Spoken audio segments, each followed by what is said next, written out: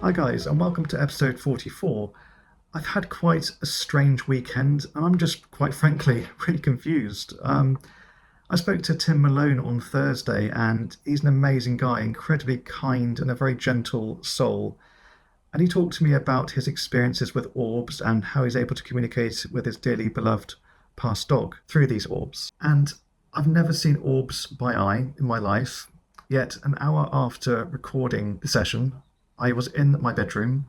It was quite dark, and I saw a white orb shoot across the room in front of me. It was so large and it emanated so much light that it lit the objects up around the room. And I saw two more after, about 2 hours later. Today I haven't seen any. It's pretty much stopped now.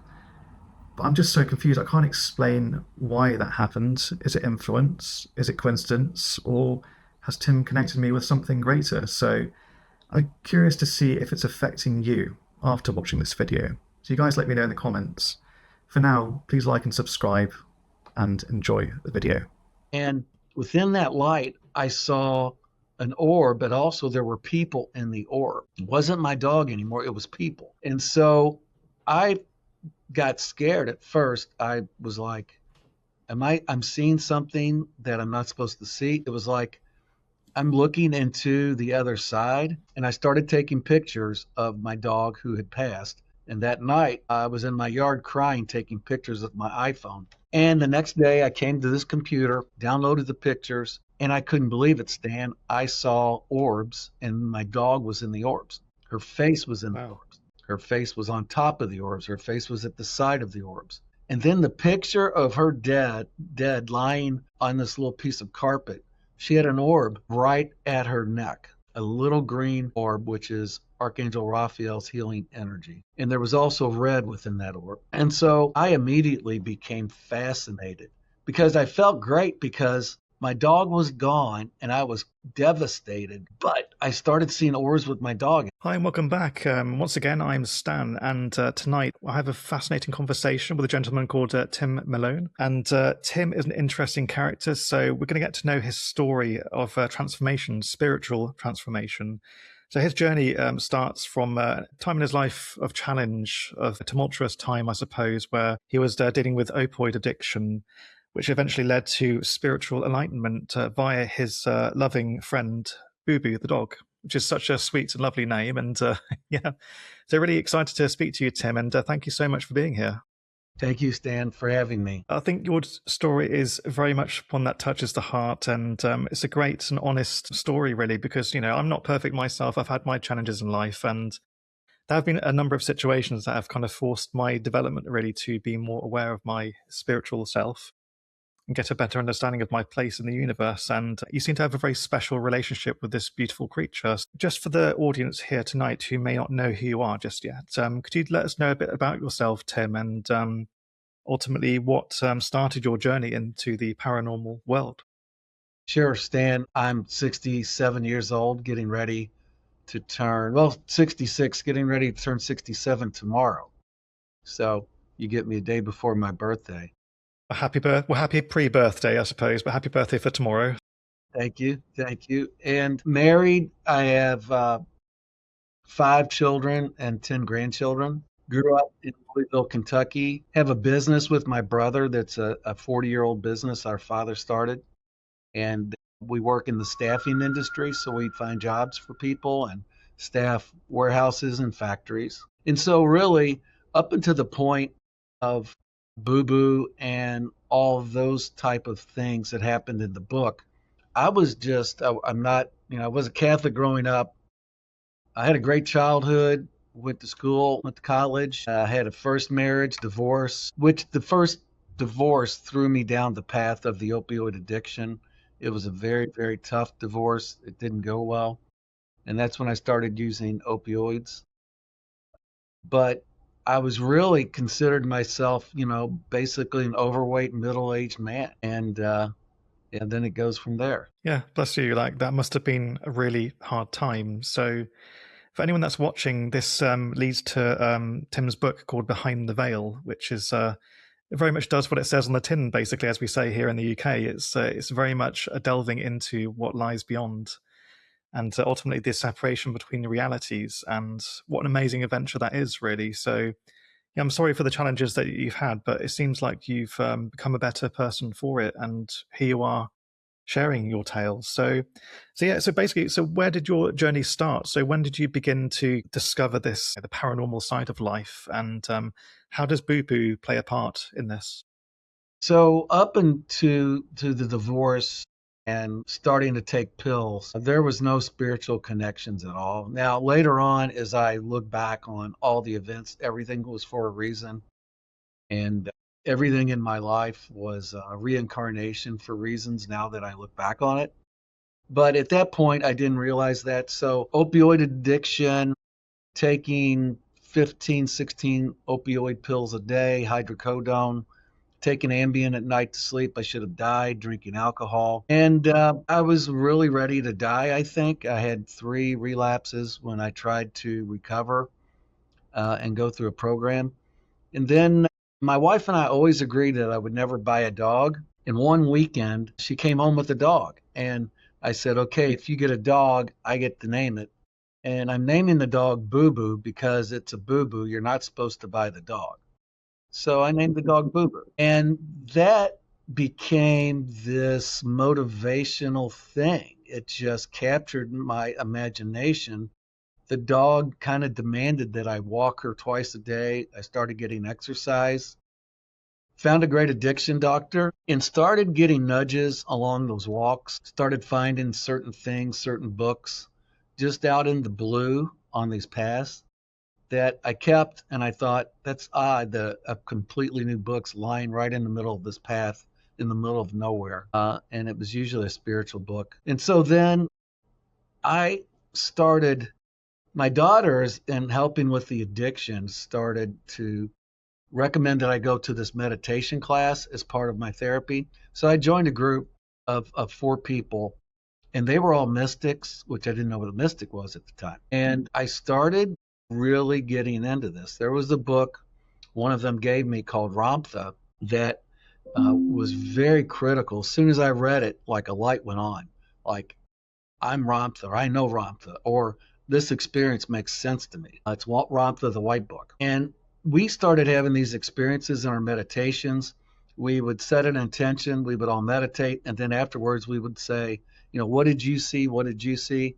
And I started seeing some things, and I started having some weird instances where there were people in the room that they didn't see. I heard twinkling bells come out of nowhere. They would hear those too. One of them could see into the future, and she could warn me about wrecks and avoiding streets. And so I started really getting into this a little bit, but I still was a neophyte. I wasn't doing anything else. And then came 2020, which was a horrible year for the world. And that was the year of COVID. And that was also the worst year of my life. That was the year that my dog that I love so much of 15 years died. Oh, And bless you.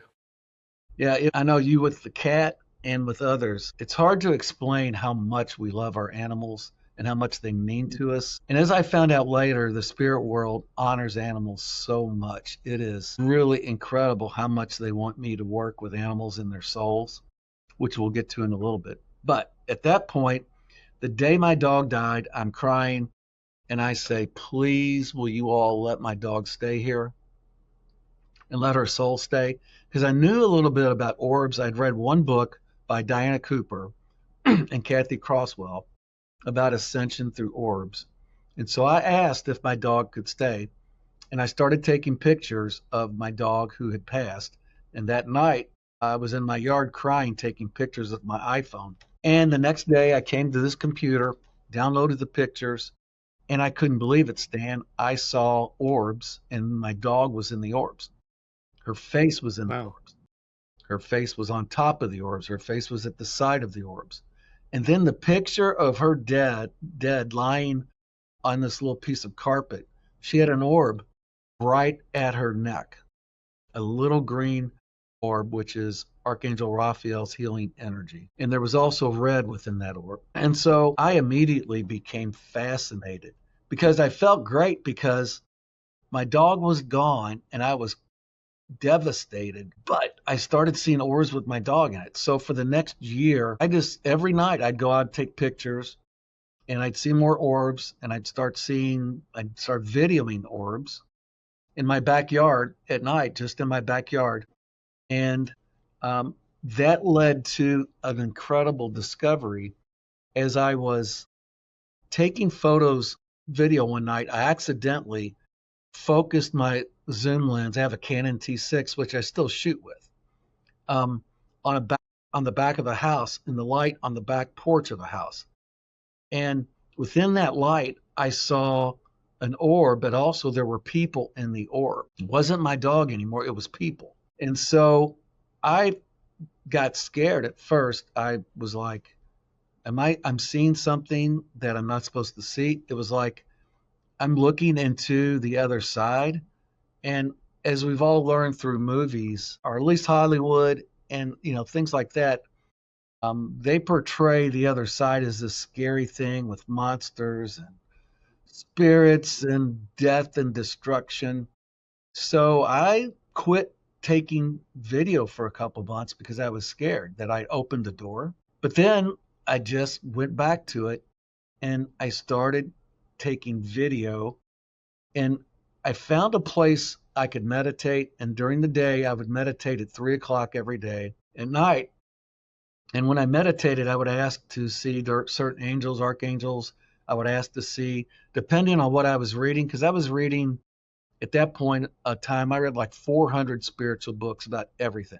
I was like doing a cram course on everything a mystic should know. I was reading about Buddhism. I was reading about religions. I was reading about angels, the Council of Light, Urantia, all these different things. And these orbs, they would show me what I asked for. So they would show me Master Babaji. They would show me Archangel Michael. They would show me all these different things. And immediately I thought, I'm sharing consciousness with them. I'm meditating. They're listening. And at night, they're showing me what I asked to see. And to me, Stan, it was like taking a video of a stage.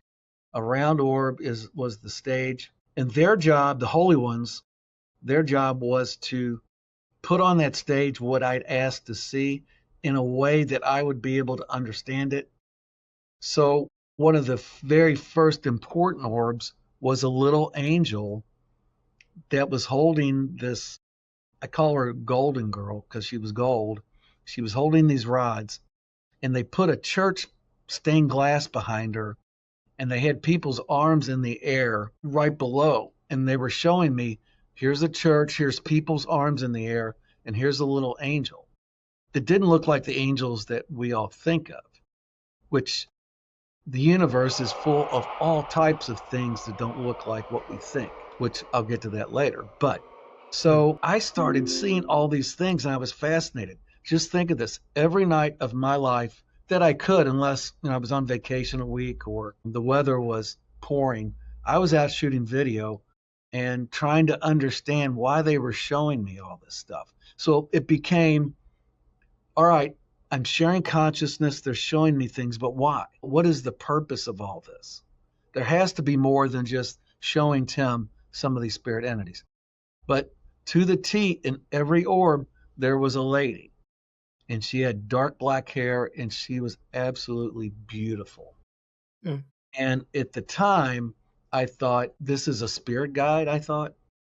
So I called her Carol, and in the book, Behind the Veil, you'll see me speak about Carol and my experiences with her. So she was in all the orbs. And eventually, after a year or so, I started seeing myself in the orbs. So there are a couple pictures behind me that the listeners can't see those. But one of them, the top one, it's got the light on it. You can't see it, but that's me. I'm in the orb. And I'm with Carol. And there's all these other spirits around, the faces, seraphim angels. I was getting Midway creatures. I was getting all these things. And it was almost like I would read about something and it would appear and it would make sense because I wasn't as clairvoyant then. I couldn't speak to the holy ones like some people could, but they were showing me images that to me were crystal clear. I love the description that you're ultimately taking a photo of a stage, and what our stage is for, of course, to communicate, to tell a Yes. story, to present something, of course, as we know, in reality. And it's interesting that, I was going to ask you, what do you think orbs are? And I suppose you partly answered that, really, from the description you've given, the experiences you've had, and they're amazing experiences, of course. They seem to be gateways, openings to another side. I suppose, do you believe that orbs are gateways through the veil? I think, Stan, that orbs, there's a great book about orbs, and I forget who wrote it, but he calls them spirit emanations. So the example I'd like to give your listeners is, imagine you're on an airplane at night flying, you have a window seat, and you look out down at the ground, and it's nighttime and you see two lights. And you intuitively know that's either like a car or a bus. You also know somebody's driving it. Well, it's the same with orbs. When you see an orb, a spirit emanation, there's a spirit driving that.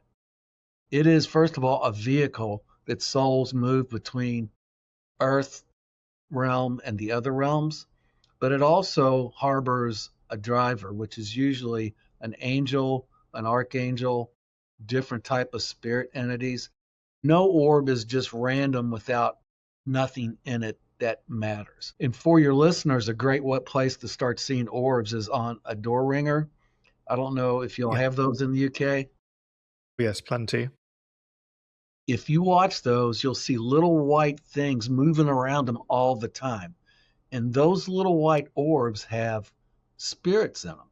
So when your cat passed, Stan, I bet you that the cat came in an orb, because that is the way that people move between the realms. Well, I take it you know my story about my cat, and I did remember seeing some strange lights in the room, and I see them now as an adult as well. And it just goes to show animals seem to have this fascinating connection to the other side. This maybe more of a natural link, and I kind of question, like, what are they? Where do they really come from? I do believe they have souls like us, and they've lived certain lifetimes, but they seem to have this closer connection. Hence why, yeah, I had this experience where my cat passed away, and she was literally there walking on my bed, but she was invisible. I could see the impressions of her footprints. I could feel the warmth of her. Could hear her purring, and yes, I do remember orbs. So yeah, I'm really glad you pointed that out. So, And I bet that gave you such a sense of peace. yes, because my early paranormal experiences were quite frightening, to say the least, and that was the earliest memory that I remember having a positive, kind, loving experience. And she's had this effect on me. So I can imagine your boo boo has too, really. And my cat also was creatively called Puss as well. It's just the most standard cat name you could give, really, but she was very, very special. So here's what I found out about animals. So animals are highly, highly, highly loved on the other side. The holy ones love them so much. So I have a picture of, I call him the Animal King. He showed up one night in an orb and he's holding animals in his hands. And he looks like the lion guy from The Wizard of Oz. Yes, yes. And he's holding these animals. So animals also have souls and they also progress. So you are correct, Stan. You wondered that. That is true. That's what my high spiritual contacts, which I'll tell you more about them in a minute. But yeah, I'm very connected at very high levels, and souls, animals do have souls. Yeah, they seem to have this understanding, and I do believe some of them are kind of certain messages. You could say angels, maybe. And I'm not sure if you know my story. I had a near-death experience after a very traumatic accident when I was very young, and that cat I read never left about my that. side. Yeah. You know about that? Yeah, she never left Yeah, my I side read for that. years. Yeah, she was with me for like 12 years, I think, and every day she would be there. She used to sleep on my bed. It probably would explain how bad, why my hair's so bad even today, but she used to always sleep at the top of my head every night. So we used to be best friends, but I feel like through that experience, she was doing something to me over time. She was helping me to repair, regenerate, like the spiritual side of things. I think her last task was that final goodbye before she passed on. I don't think my life would have been as easy as it was. I mean, it wasn't easy. The title of your book is Behind the Veil. So what would you describe is the veil? So my understanding, it seems to be like there's a slither between this reality and the next. So what is the veil, and ultimately what is its function? Well, Stan, the veil is So the way the universe works, there's a third dimension, which we call heavy energy, which is Earth. It's heavy, it's dense, and that's why we can walk around and why we're thick and why we're heavy and all that. So this is our heavy body. Then you move from the third dimension. When you cross the veil, crossing the veil leads you to other dimensions. And so the next dimension is the fourth, which is where we connect with our higher self. We go to the fifth, which is our first time communicating with other groups of angels. The sixth dimension is co creating. And the seventh dimension is when you're really, really getting close to heaven. And then within all this, as you die and you progress, we're reincarnating and our soul's learning more. You have karma. And when you die, you're going back, checking on how you did on earth. Your soul family's communicating with you. Your past family meets and greets you. And then you start again on this progression. You go learn things at different mansion worlds, depending on how old of a soul you are or young a soul you are. And then you decide to reincarnate again on our planet or other planets. And a lot of souls love to come back to the earth because it's a free will planet. Some planets are spiritually pure, that they were set up from the beginning to have everything right. Everybody loves each other, and everything's good, and everything's love. But the earth is free will, so bad things can happen to good people on the earth. And so a lot of souls come back here because our soul's quest is to gain as much experience as it can when it's on this planet. It helps it learn, it helps it develop. And on earth, you can love, you can lose love, you can have a broken heart, you can experience ecstasy, death, success. All these things that happen on earth can be part of the soul's experience. Unfortunately, part of being a free will planet, sometimes it's not so good and bad things happen. I get that. You're one of many people that have said exactly that. Ultimately, this Earth and this, our current understood reality seems to be a school of progression. Really, it's a sandbox of opportunity to experience all the good and Yes. all the bad things. And it's that thing like they say you can't experience the light without experiencing the dark to even know that it's light at all. That's the way this reality seems to operate. I've known people that have experienced other realities and progressed to different dimensions, really. So I was going to ask you, I mean, I have an experience myself where I had like a near-death experience and I experienced the, what's beyond the veil, so to speak. And my personal experience was I saw a version of this reality and it almost was like it was a mimic, as in it was like a copy. It looks like a hospital as I knew it when I was Yeah, I at there remember during your the time. story. I read it. Yeah. Yeah, it's a wild story, and I also met something else out there though. But this reality, the best way I can describe it was it was like solid light. It was like if you imagine like light became so dense you could just about touch it, and it looked like reality, but the colors weren't quite right. So there seems to be something just on the outer edges, maybe of this life, maybe at the edge of time in this world, where it's almost like the hallway, I suppose, between one place and another. But that was my experience. So, like, how did you interpret it, like from your experiences, and what do you think? How do you think these places operate? So, I know that you mentioned about there being other levels of reality. So, I imagine obviously at those other levels of reality, you're no longer experiencing the suffering that you're experiencing here, but you're seeing things from a wider perspective, I suppose. So, I suppose my question to you is, what are these other places, and how have you experienced it? Have you experienced these things, and how do they operate? I know there's a Well, lot of questions there, so forgive me. no. Let's break those down and make sure you remind me when I miss one. That's fine. So I think I do know everything I tell you is the truth, and it's from the highest beings there are, which I'll explain in a little bit. But so in my orbs, I started seeing things that didn't look like they were from Earth. I saw some alien things, these golden creatures.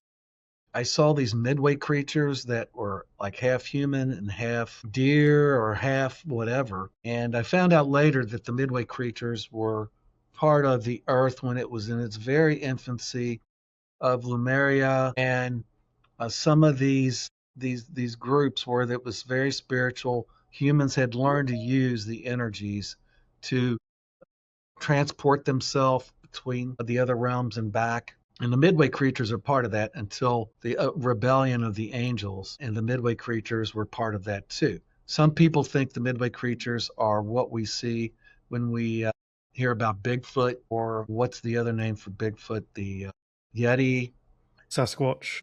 Sasquatch, because a Midway creature is the closest spiritual being there is to being human. Angels are above them. Then there's these Midway creatures, which actually can send you the sound of a Midway creature. I got it one night when I was taping.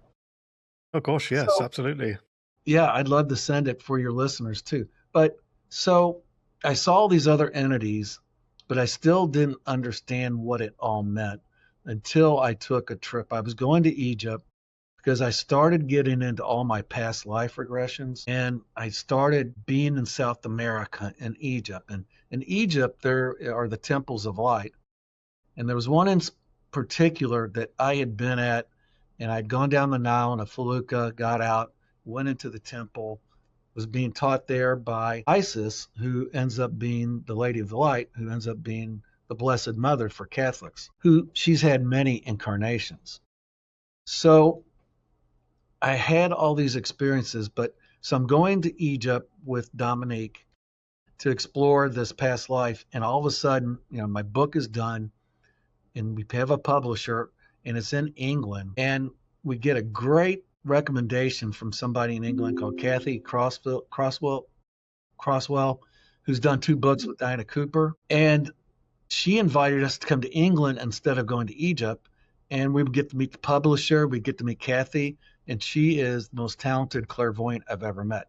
So we shift gears, we go to England, we meet the publisher, then I meet Kathy, and when Kathy and I meet in a hotel room, she starts my reading and she says, I've never seen anything like this before. I've done 2,000 readings, and your soul is halfway between heaven and earth. You're not on earth and you're not in heaven. You're in the middle. And then I said, well, who is this? I started showing her my pictures of the orbs and this Carol. And she's like, that's the Lady of the Light. I'm like, who's the Lady of the Light? She goes, she's the divine feminine that sits below God with the divine masculine. I'm like, that's who that is?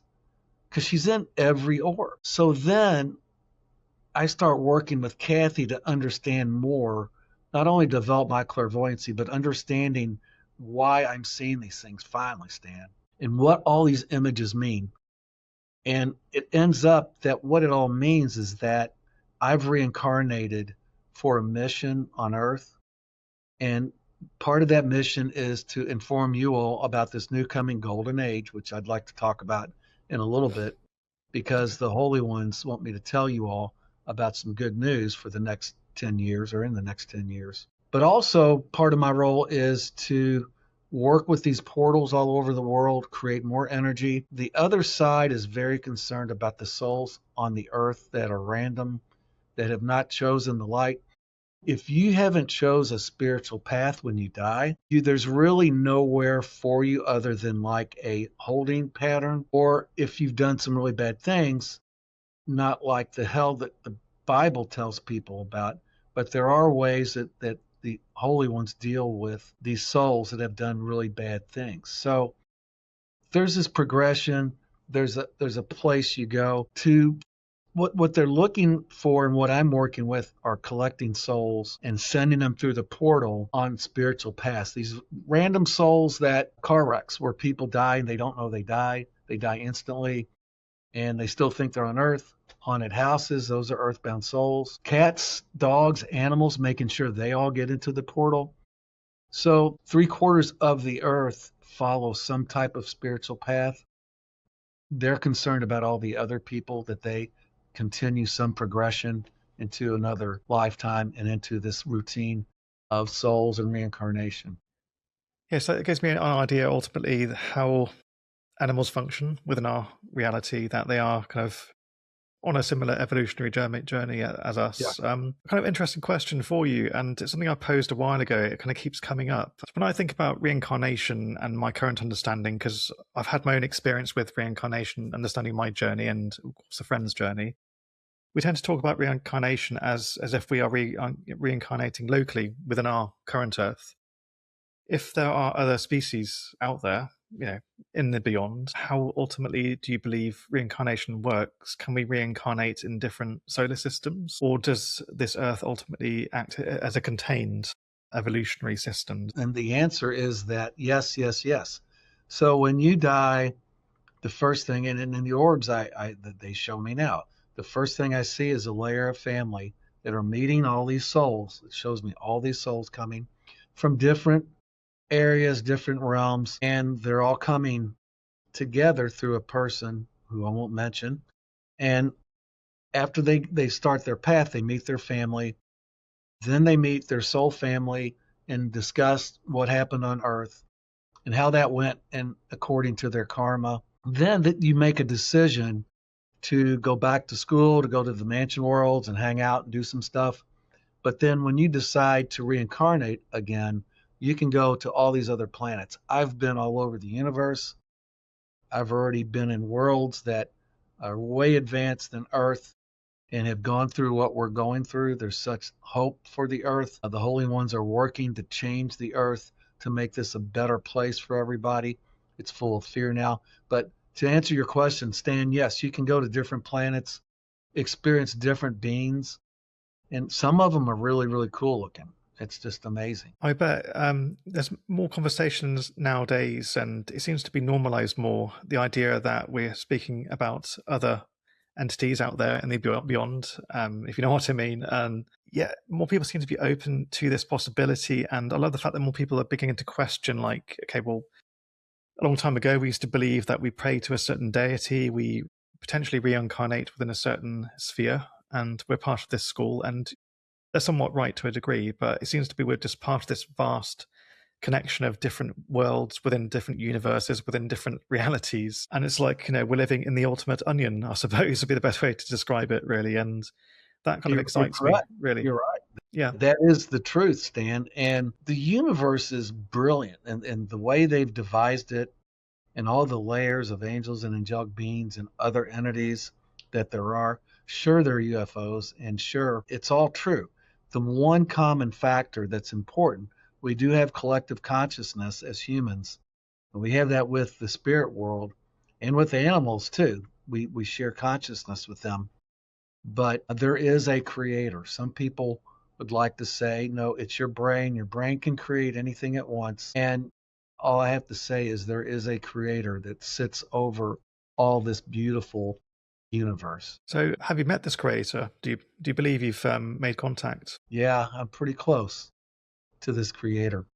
I have a feeling, I don't know, I get the feeling from speaking to you that you've been some places. I just have a feeling like it's not just simply your demeanor and obviously your confidence in speaking, but I can see you have quite a reel of lives to roll through. And what better of a person to relay this message, really, through your experiences. So I suppose it leads to my next question, really. So you refer to like a golden age. Can you please elaborate on that some more? Well, this is exciting, I think. They've asked me to help usher in this new golden age.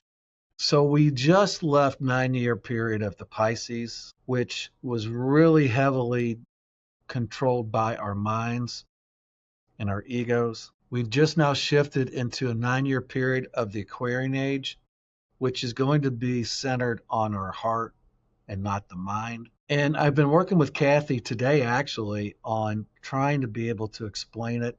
And what it means to us humans is that we're getting the ability and more of the ability to cut through the third dimension and connect to the fourth more easily. We all, when we're born, have a divine spark that we all would need to reach because it's so beautiful. And within that spark sits love of people and love of ourselves and love of others. And so connecting to that, they're making it so the energies are dissipating so it's easier to connect to that. But they need our help. They need us as humans to start thinking about how we connect. And this is important. So some people say the ego is bad and the ego has to be eliminated if you're truly going to purify and cleanse. And the ego is super important. The ego is created because we create that around ourselves to protect ourselves. It's who we are. It's our image. It's our paradigm.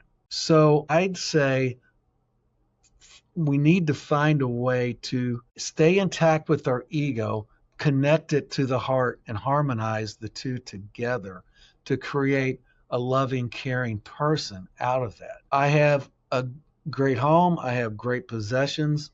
I'm spending all my money to do things for my portal and to do the things to advance the spirit world while I'm on the ground game.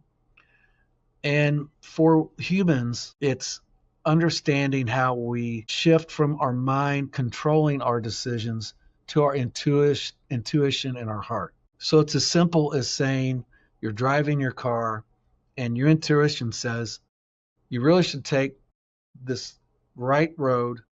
It's a little longer, but you should take that.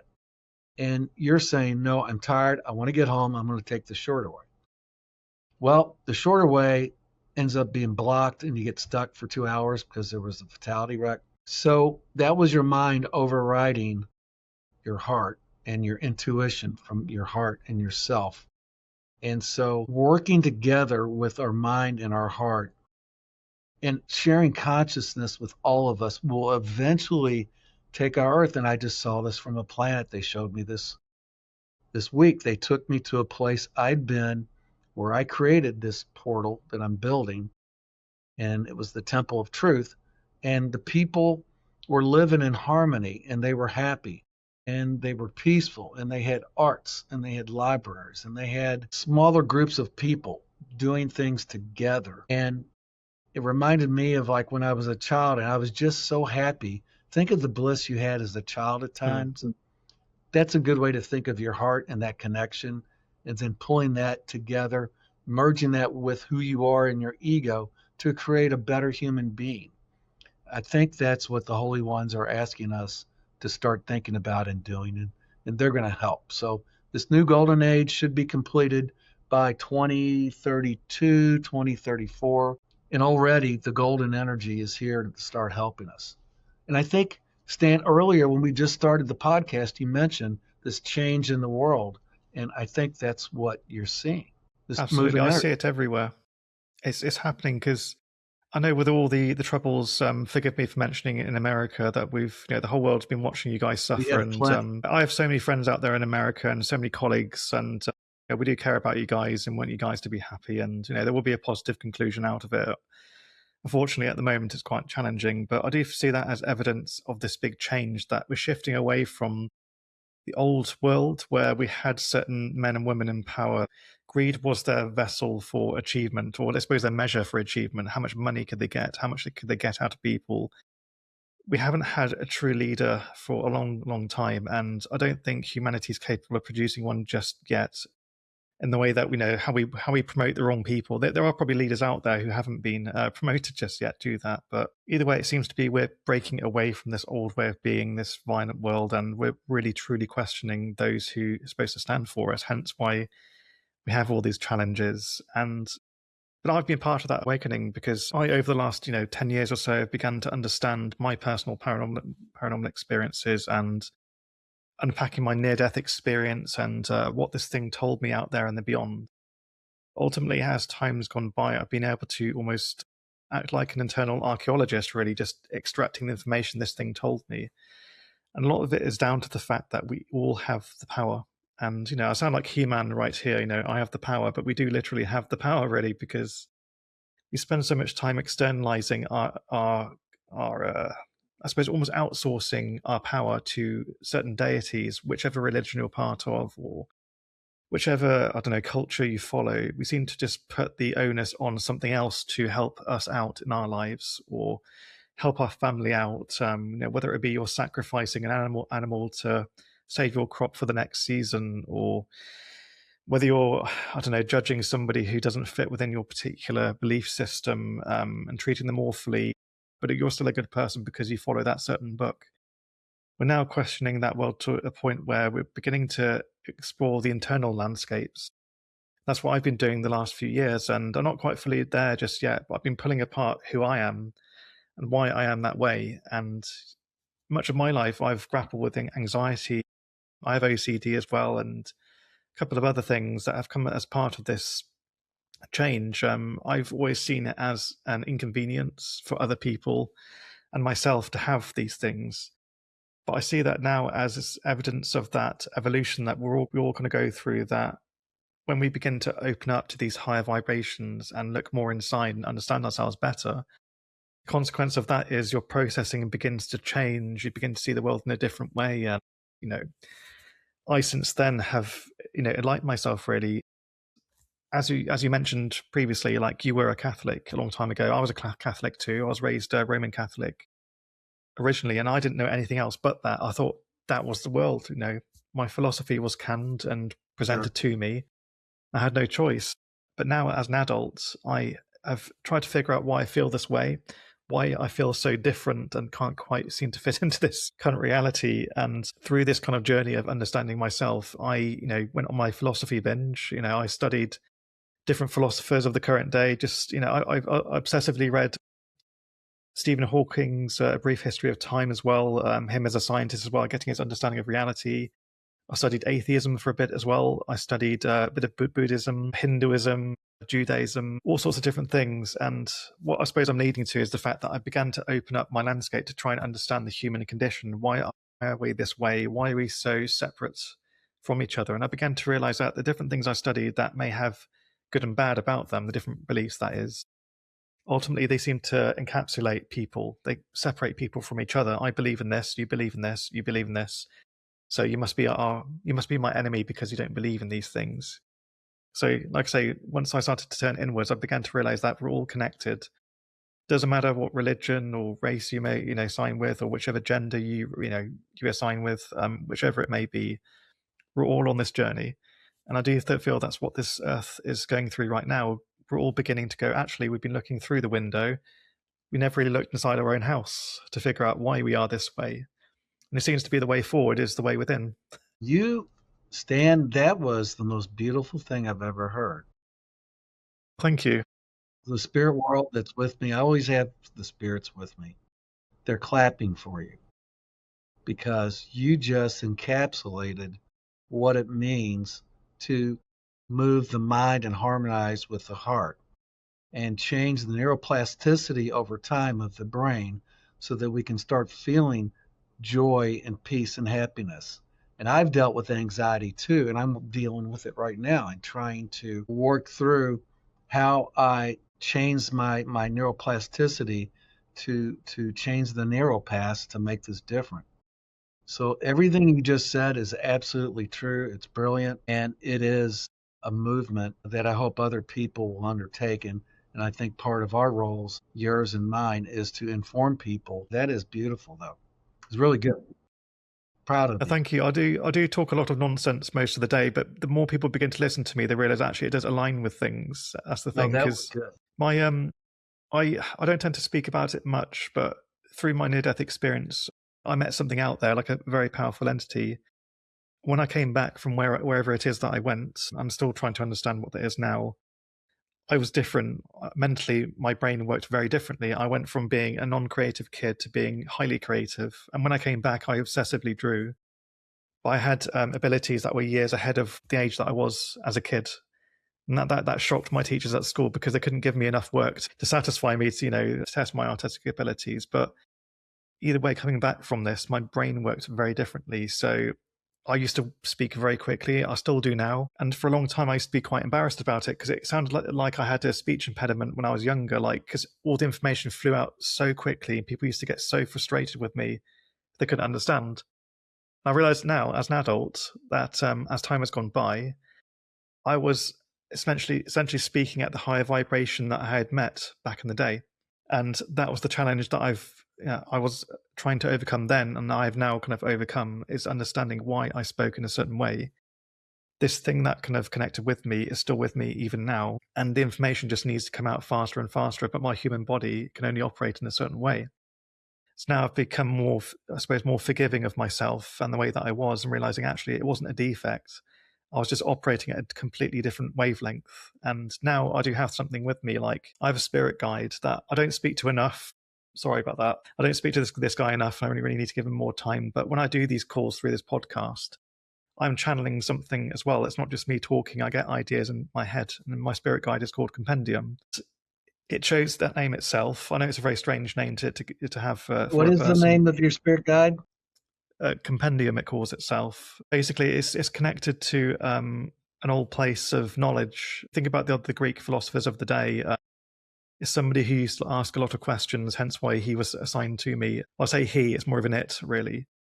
So yeah, when I do this podcast, basically, you're not just talking to me, you're also talking to this other guy. Every now and again, he'll just pass me certain things to say. So with me saying that thing a moment ago, that was Compendium kind of doing his thing. So yeah, this guy, I should really add this guy to the credits, I think, in this podcast. But either way, this thing, it's essentially what was with me from a young age, but it took me a long time to fully understand what this thing was because it was such a high vibration. It was very hard to tune into that frequency. But now thankfully it's given me lots of abilities, in regards to that. I'm a much better communicator. I wrote a book. I'm not an author. Technically I am now though, but I wrote a book with no skill as an author. I'm a graphic designer by trade. Because my message needed to get out there, I woke up one day and I knew how to write. And I wrote You that have book a within book? about 2 weeks.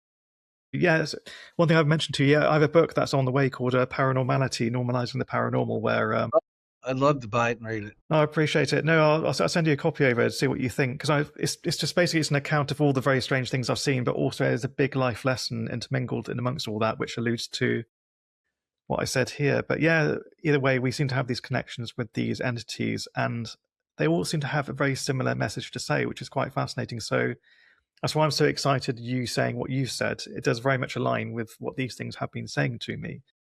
And yeah, there was a time where I was embarrassed to say that. I don't like being judged because often when you're judged, people often judge based on their limited understanding of the situation. And that's not their fault. Obviously, we don't all see it in the same way.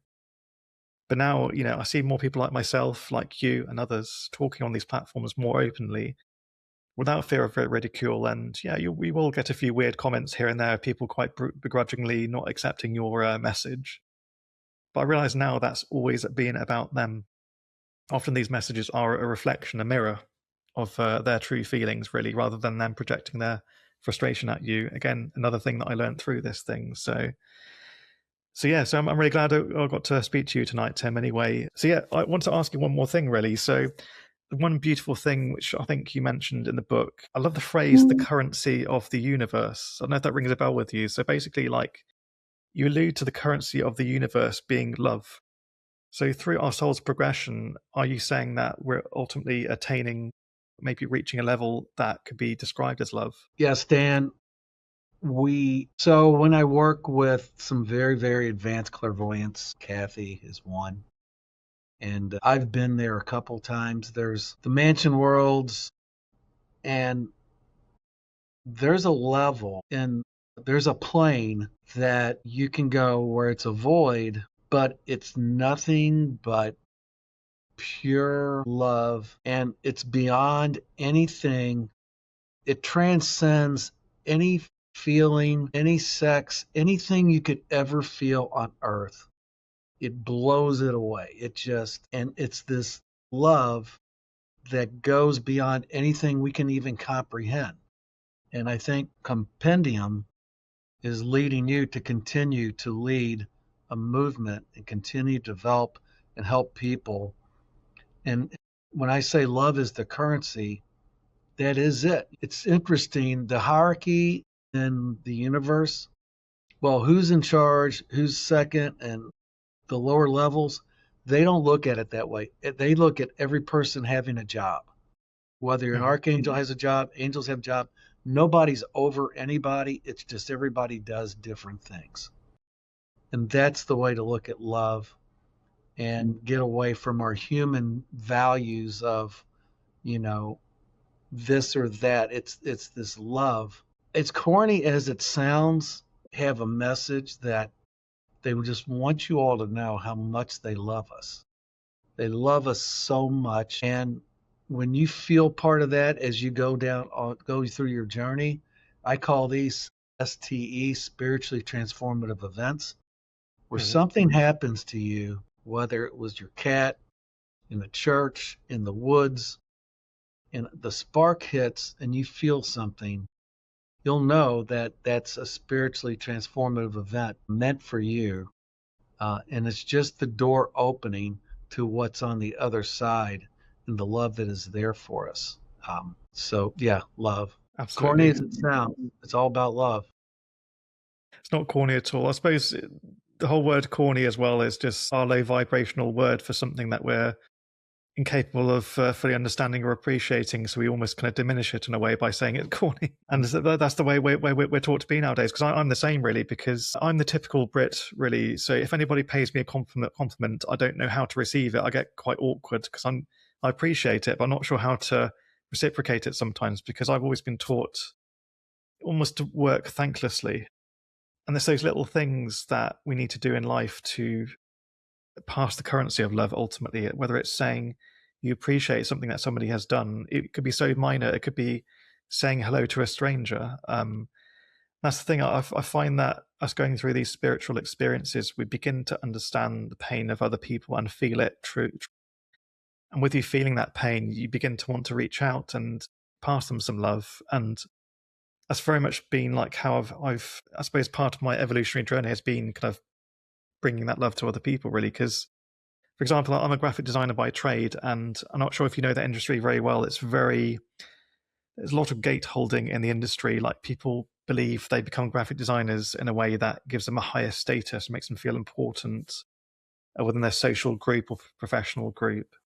I've been trying to break through that barrier as I've been going into the industry, because I was very much an unwelcome kid in the industry because I come from a poor family. So they tend to look down upon you going into those roles because it's only available to, say, like a middle class person in the UK, and they really don't like it when you make it through, and they really don't like it. But with me going into this industry, I've been slowly teaching people that, okay, your role is a responsibility and no more. It's not a status. And when you begin to move away from gate holding information and sharing knowledge and learnings with each other, even if it's just basic skills, you're sharing love with each other because you're helping people to evolve and grow, even if it's just within their role. As I've been passing through year upon year through my industry, I've been slowly teaching leaders that stop being this way. Leaders actually lead. Leaders actually inspire people to want to follow them and better themselves. And when you inspire people to better themselves, by simply passing a kind word, or, like I say, passing knowledge, you're sharing love, and that love helps people to grow. And that's what I mean. So there's little things you do in your day to day that can help other people to evolve. And even if it's, like I say, just saying hello to somebody, like where I come from in Oxford, and we don't really say it so much anymore. They always say good morning, my duck. We always call each other my duck for some reason. I miss those days, the place that I used to grow up in, because it used to put a smile on my face. So now when I go back to the place that I originally grew up in, people don't say hello to each other anymore. It's very much gone. But I make sure to make a point to say hello to people, give them a smile, say good morning, because it's just the right thing to do. So, like I say, this is little ways you can do little things every day to change people's lives. So we can all do this. I'm identical. I go to the grocery store and I go in and I start with the idea that everybody in there is a beautiful soul. And I picture myself flowing through, and I've got this tail of gold. And as I That's pass lovely. people, I Yeah. smile. And it's amazing. Just like you said, you'll get these grumpy people that smile back at you. And it's like you really made it, you changed them. So it's so beautifully said. You said it better than I could, except you don't like compliments, right? No, I'm really angry now, actually. No, I appreciate that. It's just very. I think it's more of a cultural thing in the UK. It's very strange. I just don't know what it's really about, and I think it comes from the wartime, really, because we were very much, it's that whole keep calm and carry on kind of mindset, really, of like, regardless of how bad things are, just keep on going. But at the same time, you become so almost too stoic in how you manage life, and then you almost diminish your spirit, really. Your spirit in terms of like allowing yourself to enjoy the good things in life. It seems to be a way that's stuck with us through time. But so yeah, I think this has been a really wonderful, enlightening conversation. It's a privilege to meet somebody of a kindred spirit, so to speak. Like, I Yes. do feel like maybe we come from the same neck of the woods in the universe. Maybe you never know, but maybe we met before. I think, well, no, I think we have. I think the path that we take, like, I'm finding out because I'll ask Kathy, hey, there's this guy. that just appeared in my life again. He was my boyhood friend. And I'll find out that he was with me in the Dark Ages in England when I was at this kingdom. And so you also are a part of something from my past. Because when we reincarnate, we usually tend to try to surround ourselves again with people that we had experiences with, sometimes to fix karma, and sometimes just because they were good souls and they were good friends. Yeah, I love the idea of having friends through time. We tend to kind of bump into each other here and there, and True. It's the truth. yeah, there are some people that I've met in this life that the weirdest things happen. Like you'll meet them, and 5 minutes later, it's like you've known each other for 20 years. We do have these kind of meetings, and it does fascinate me. Well, it's because I asked Kathy about that because I met this lady who, and I'm like, I'm in love. Now, I love my wife, and I find out that I had a past life with her where she was a leopard. I cured her, and she was at my side the whole time, helping me do things, bringing me food when I meditated. And I said, why did I fall so head over heels for her when I saw her? It's because your soul found somebody that's in the family. You felt safe. You felt comfortable with them. So that's the answer, Stan. I get that. Yeah. And the problem with that is you can get carried away. But it's because your soul's found one of your family members and you feel safe with them. Yeah. No, I think that's beautifully said, really. And so I'd like to ask you, Tim, like, is there like a parting message you'd like to leave for the audience? Like something, maybe a positive message to end this conversation with? I think, I always end with the message from the Holy Ones about the coming age, the Golden Age. We've talked a lot about that, but I do think one thing that you said is important to everybody. When we're trying to connect our mind to our heart, go back to when you were a child. Even if we had tough childhoods, we still had these times that were just pure joy. Think of the times. I loved my childhood. My dad was horrible. My mom was horrible, but I just loved being a boy and doing all this stuff. So when I get really sad, I go back to my childhood and remember these just fun days and these things that were just like. So when people get challenged, go back to your childhood and see what the joy really means and how it feels. That's it. No, that is beautiful, because to me it seems like childhood is the time closest to your previous connection to the other side. I suppose you haven't long left the higher vibration, and it does seem like children take it with them into this life, hence why we tend to have these kind of wonderful feelings that we should cherish, though. But there still will always be at the other end of this life, where we go to, you'll eventually return back there to that wonderful I know it's vibration. sad because a child coming from the womb, going through the amnesia, they still hold on to the other side. That's why little children see angels in their room. That's why when I walk through a grocery, little kids stare at me because they see the energy. They feel that. So you're exactly right, Steve. Yeah, definitely. Same here. Gosh, yeah. Well, Tim, you're a wonderful, wonderful person. So it's lovely to speak to you tonight. And I need to ask you one important thing, which I always tend to forget. So all of these stories linked to the book, your book, Behind the Veil. Is that out now? Is that right? Yeah, I blew it. I'm supposed to talk about the book a lot when we talk.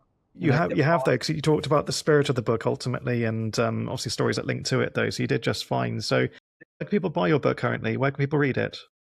Yeah, it's available on Amazon and other book places. It's doing really well. And one thing I would recommend, I have a website called Tim Malone Behind the Veil. They didn't get that printed in the book, but that is some footage of me talking about orbs. But it's also the pictures from the book that are in black and white that suck, that you need to see in color. So they're in the website in color, and it tells you what page. So you can go through the book and then go to the website and say, oh, here's the color picture of what he's talking about. Okay.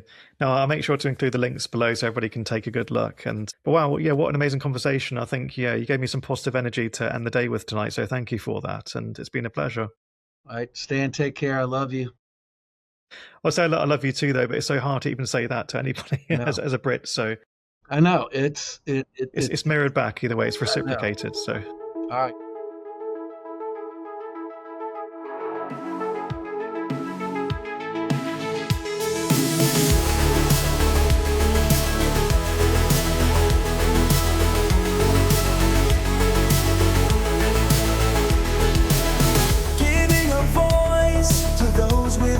joys, sharing dreams, and blowing off steam. We'll lend you a hand, we'll let you stand, sharing stories about the unknown. Paranormal perspectives, we're here to inspect it. I'm a small, not a medium. Let us escape from this tedium, learning from each other, breaking barriers, a message of hope, birthed from the unknown. Who you gonna call? I'm not a ghostbuster, no proton packs, just crossing streams of knowledge. It's not so scary when things get hairy. It's not the paranormal, just future normal. Breaking barriers, no longer the carrier, releasing the fear and replacing it with knowledge. Understanding each other, we uncover a whole new point of view within you. Paranormal perspectives, we're here to inspect it. I'm a small, not a medium. Let us escape from this tedium, learning from each other, breaking barriers, a message of hope, birthed from the unknown.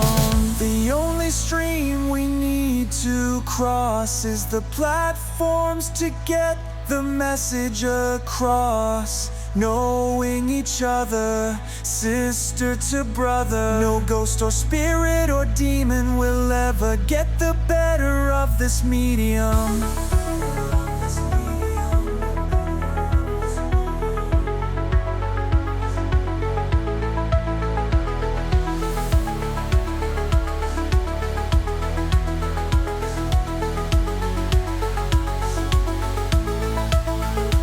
Paranormal perspectives, we're here to inspect it.